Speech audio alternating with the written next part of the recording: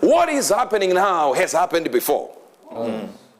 And what will happen in the future has happened before. Because God makes the same thing happen over and over again.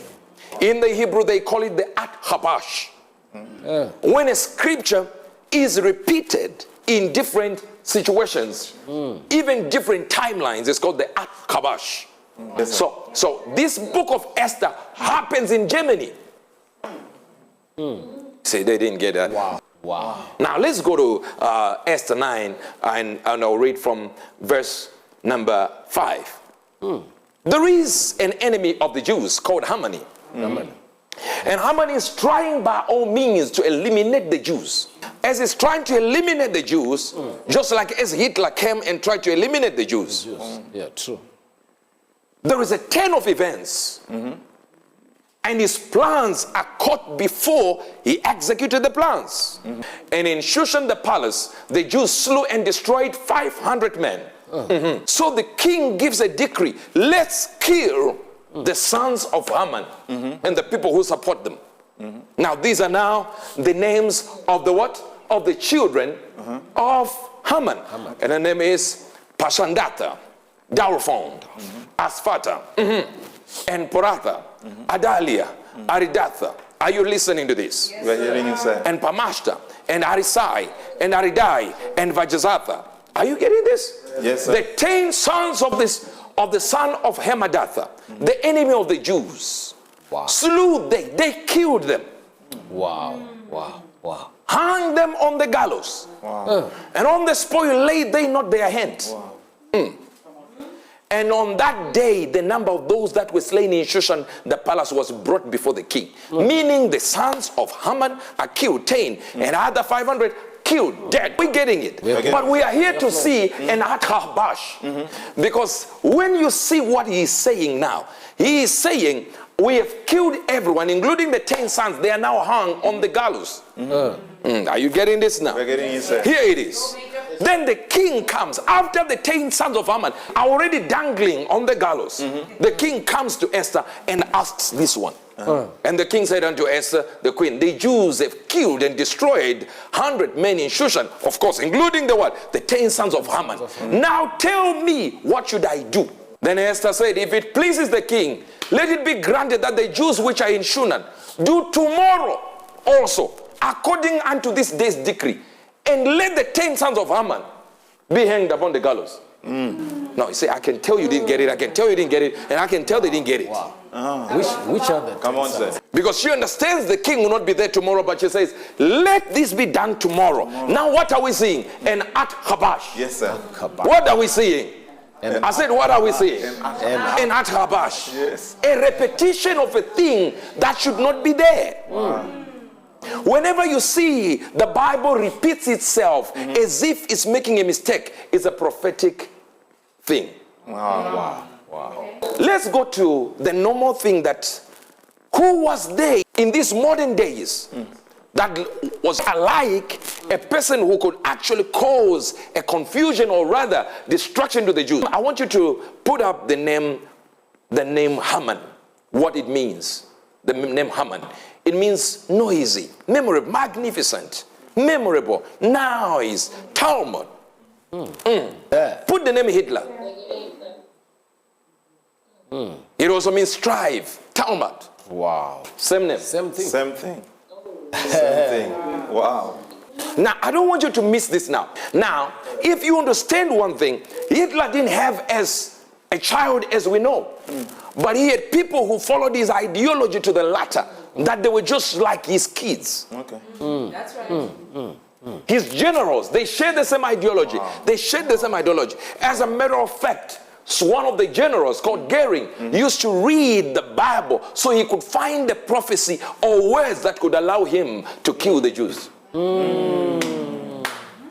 Now, if you read the Hebrew text, you will find out that Haman had 11 children, not 10.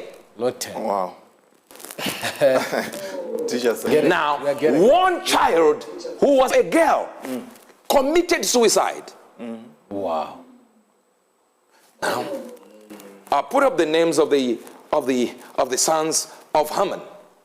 You see those names there? Those are the ones we just read. All those names, right? Yes, sir. Now put up the generals of Hitler. Zucker, Seyss-Inquart, Jodl, Rosenberg, Frank, Frick, Goering, Kaltenbrunner, Keitel, Ribbentrop, Strager. All these. Now they are 10, but they are 11 there. But if you notice, I put 10 on the sons of Haman. Because what he had was 11 children, but one was a woman. But how come now we have a problem here? Because Hitler has 11. Yet Haman had... Haman had 10, but Haman had 11. But one was a woman who committed suicide. I want you to show me the New York Times thing. Look at it. Goering ends life by poison. Oh. Wow. No, you didn't get it. Wow. This is New York Times. Wow. 10 others hanged in Nuremberg. How did the 10 generals of Hitler die? Hanged. By hanging. Wow. This is in what? In Hat Kabash. When scripture repeats itself in another time scale. Now, something I want to show you. I thought of showing you later. But I want to show you something. It was on the 16th of what? Of October. But that is 5707. Hear me well. Please hear me. Those 3 letters you see on there, they are Taf, Shin, and Zion, which means 707. They have, Taf is 400. Every letter in the Jewish has a numeric value. So the Taf is 400. 400. Shin is what? 300. Zion is 7. So you now have what? 707. Maybe you did. And it happened on the 7th of Sukkot. 7th of No, okay, let me repeat this. The killing of the sons of Haman happened on the 7th of Sukkot, which is 16th of October. No, they didn't get it. The sons of Haman died on the same day with the generals of Hitler. Wow. It repeated. Same month. I want you to show me the Hebrew words that show you the list of sons of Haman. Do you see the circles you see there? Do you see that? I want you to understand something. In the Hebrew, there are no small letters or capital letters. Notice Esther is now telling them what to write. And the scribe is writing there. And it says, scribe, come here. When you write this Hebrew and the names of the sons of Haman, I want you to put other capital letters smaller than others. Let's go back to the names. It has never happened in the Bible. Look at that first name. All these should be capital letters. There is no small letter. He just makes another capital letter smaller than the others. And it only appears 3 times. Do you know what that is? Tell us. Tafshin Zion. It's Tafshin Zion. It's 1946. Here is the calendar. 5707. The letters she made small are what? Tafshin Zion. Tafshin Zion.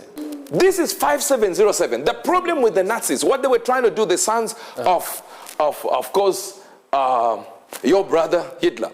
Generals. The generals. What they were trying to do was to push through amnesty claims that, look, we should be free. You know, the lawyers were arguing amnesty.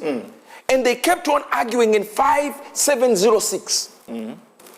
Miss it by a day. By a day. And they said, okay, wait, we're going to continue with the case later on. And they continued it just after the New Year of the Jews, 5707. That means if they had not appealed, I would be standing here saying Esther was close and missed it by 1 year.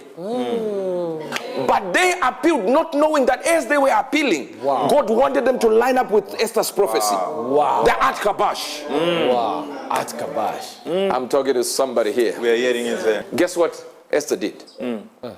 She told the scribes, when you are writing, put 3 letters and make them, I know they are capital letters, but squash them a little bit. Make them smaller. So they don't just become half, even a third in size, but make one big letter to be bigger than all the capital letters. Only one. And guess what? It should be number 6. If she didn't say number 6, we are not dead on the year. Wow. I want you to show the arrow, the green arrow. You see that thing? Yes. Is larger than any other capital letter there. And it is the word Vav. It is the letter Vav. And you know the equivalent, the equivalence of that? Numerical equivalent? 6. Wow. She went to 1946 clearly. Wow. On the actual date, 16 October 1946, mentioned by Esther. Wow.